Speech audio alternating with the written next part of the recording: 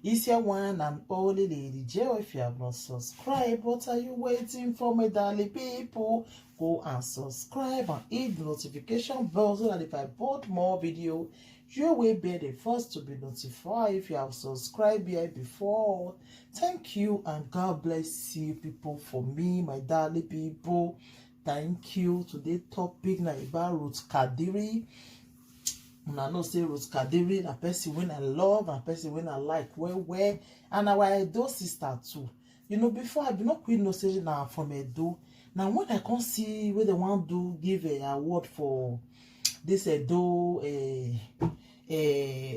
actress, so now I can't say now she.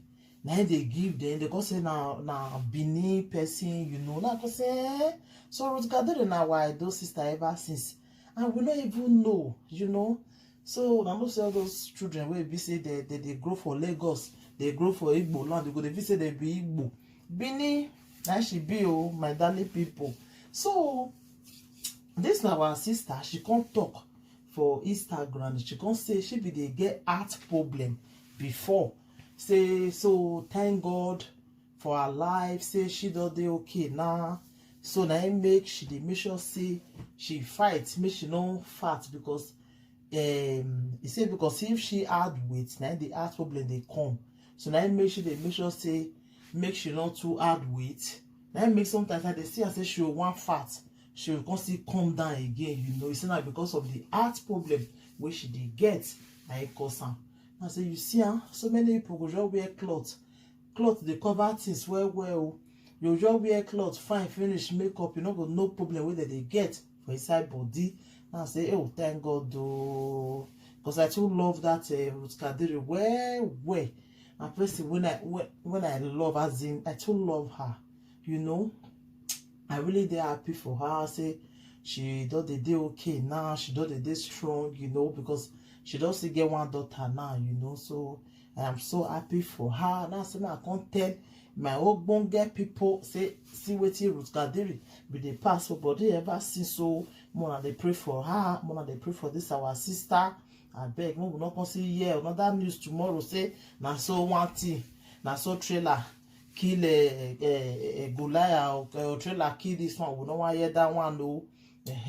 So now say since she now doesn't talk her own come out, me will constantly pray for her because it's not easy to constantly they hear another story tomorrow for her body. We don't want hear more. I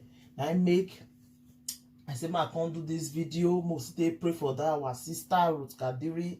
Make God bless her for us. May God guide her and protect her. You know, now no say cloth in the cover body well. You know go know some people go your dress finish.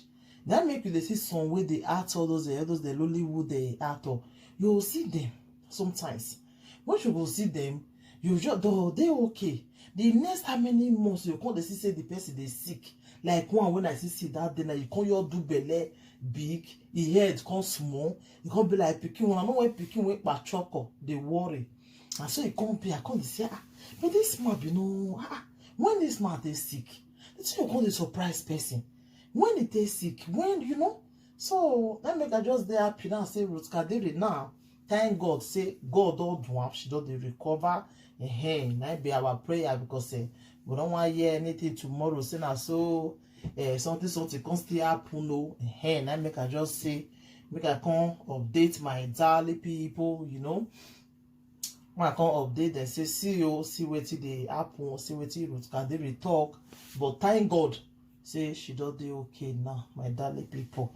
So now say I can't tell you now, my darling people. So if you never subscribe, go and subscribe and hit the notification bell so that if I put more videos, you will be the first to be notified. If you have subscribed here before, thank you, my darling people. Bye.